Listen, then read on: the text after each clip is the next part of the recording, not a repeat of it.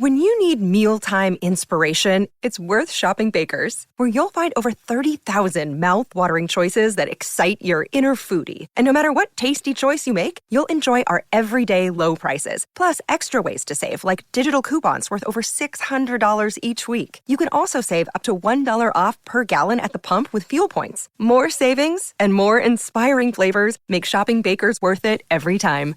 Baker's, fresh for everyone. Fuel restrictions apply.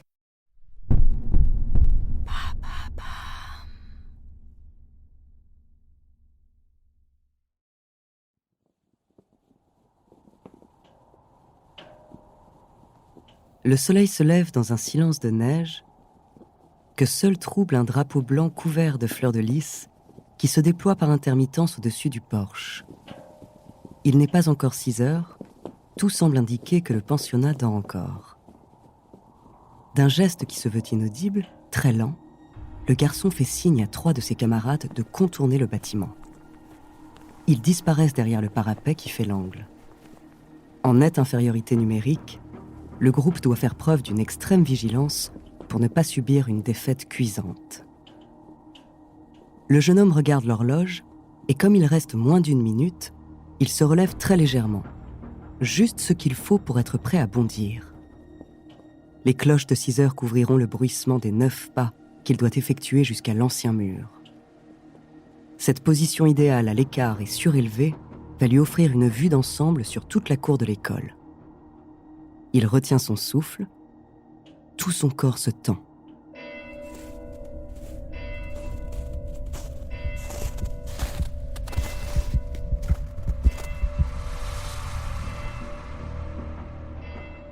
Jusqu'ici, son plan fonctionne parfaitement. La veille, il a caché des jumelles pour être sûr qu'elles ne lui soient pas confisquées.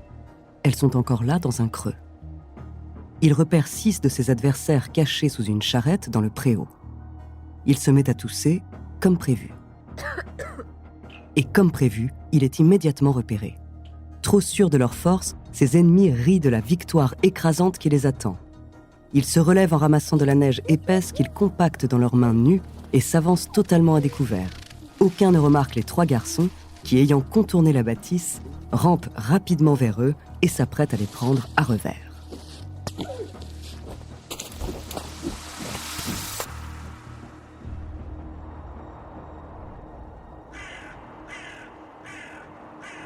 « 28 ans plus tard, l'homme contemple encore un désert de neige, mais ce n'est plus une cour d'école qui s'étend devant lui, c'est un champ de bataille rougi par le sang de 25 000 soldats, tous morts.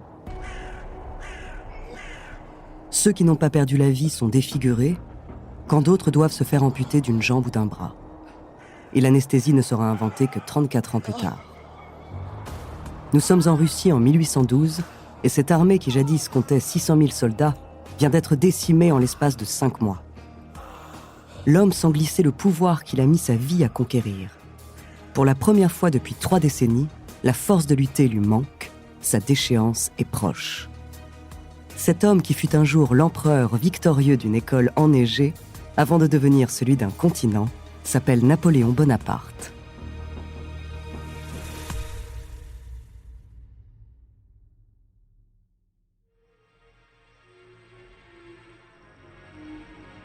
Bonjour, je suis Andrea Brusque, bienvenue dans Les Fabuleux Destins.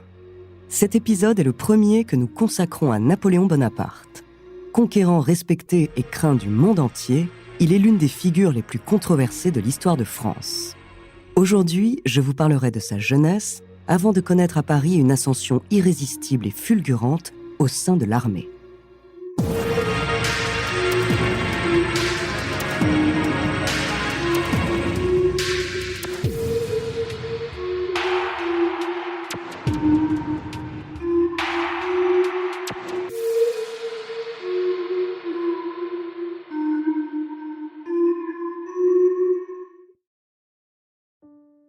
Cette bataille de boule de neige dont la légende a traversé les âges est peut-être un des seuls bons souvenirs d'enfance de Napoléon Bonaparte.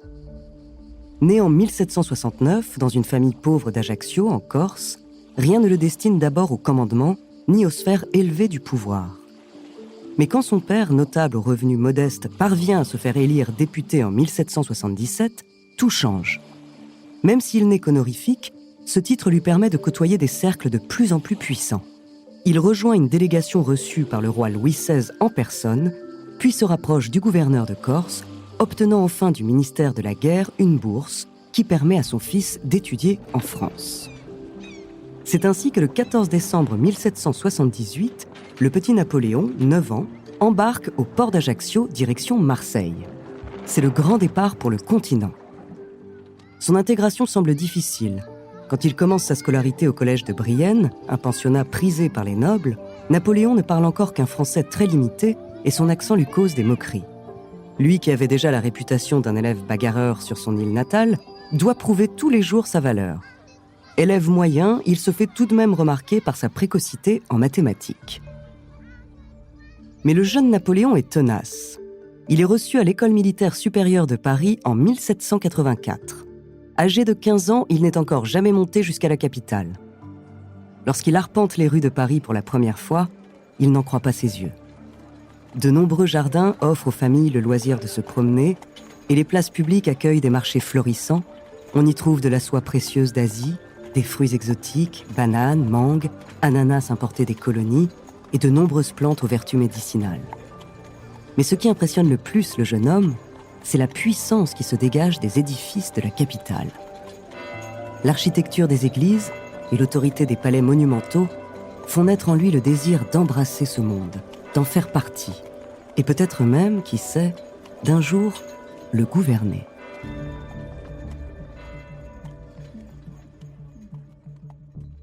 Mais Paris possède aussi une face bien plus sombre. Certains quartiers plongent leurs habitants dans des conditions sanitaires très précaires. Les maladies et la criminalité ne cessent de croître. Dans les auberges, nombreux sont ceux qui, à voix basse, partagent leur colère contre Louis XVI. Ils reprochent au roi de creuser de plus en plus les inégalités sociales. C'est dans ce contexte que Napoléon poursuit sa formation militaire pendant 1 an avant d'être affecté au régiment d'artillerie de Valence. À ce moment-là, personne, ni en France ni en Europe, n'a conscience que le pays se trouve à l'aube de 20 années de bouleversements. Il reste moins de 4 ans avant que n'advienne la Révolution française. Avant de continuer cet épisode, nous voulions vous remercier pour votre écoute. Si vous voulez continuer de nous soutenir, abonnez-vous à la chaîne Bababam Plus sur Apple Podcast. Cela vous permettra une écoute sans interruption. Ou bien écoutez ce message de notre partenaire, sans qui ce podcast ne pourrait exister. On se retrouve tout de suite après.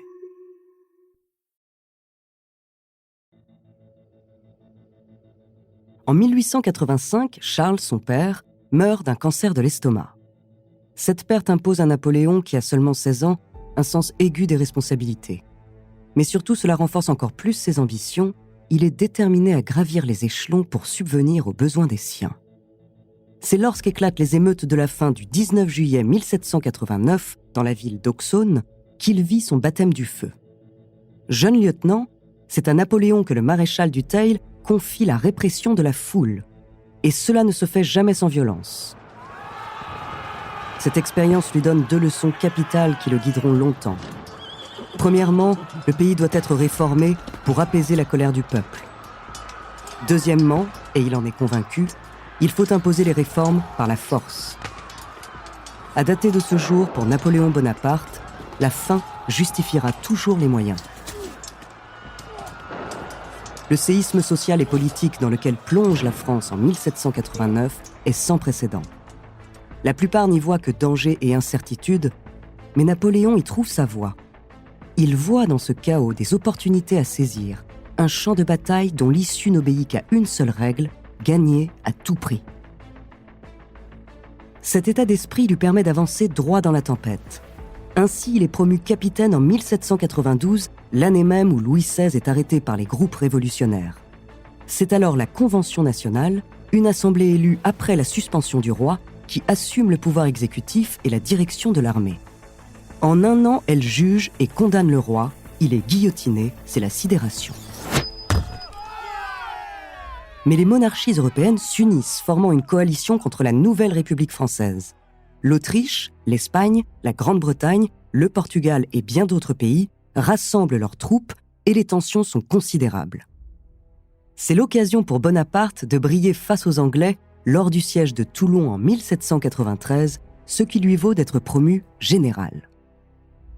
Mais c'est en 1795 qu'il s'illustre de façon magistrale aux yeux du peuple et du Directoire, le nouvel organe politique issu de la Révolution. Le 5 octobre à Paris, 25 000 hommes tentent une insurrection royaliste et c'est au général Bonaparte, fort de l'expérience d'Auxonne, qu'il revient de les neutraliser.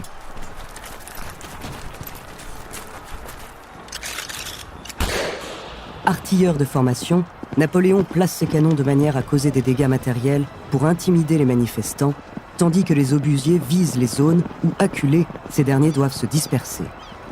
C'est une démonstration de force. Bonaparte apparaît comme le gardien des acquis révolutionnaires face aux royalistes. Tous voient en lui l'homme qui défendra la France contre la coalition des monarchies. C'est peu de temps après cette éclatante bataille qui le fait connaître de tous que Napoléon rencontre Joséphine de Beauharnais, veuve d'un général royaliste guillotiné pendant la Révolution. Leur amour est immédiat, passionnel, un refuge inespéré dans le vacarme de l'histoire. Ils se marient 6 mois plus tard. Mais le répit sera de courte durée.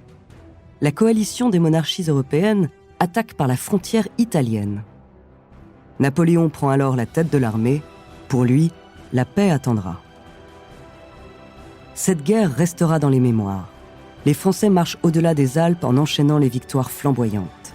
En à peine 1 an, l'ennemi est vaincu et la renommée du général dépasse désormais largement les frontières du pays. Avec lui, c'est toute une nation qui se prend à rêver. Le Directoire ne compte plus sur lui seulement pour se défendre, mais pour se lancer dans des conquêtes d'une envergure colossale.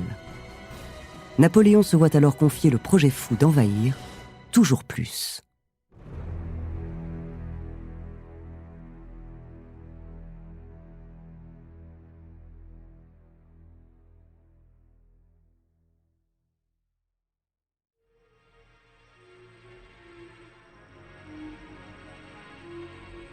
Merci d'avoir écouté cet épisode des Fabuleux Destins, écrit par Clément Prévost et réalisé par Gilles Bavulac.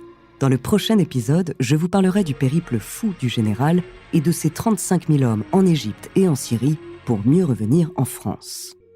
En attendant, si cet épisode vous a plu, n'hésitez pas à laisser des commentaires et des étoiles sur vos applis de podcast préférés.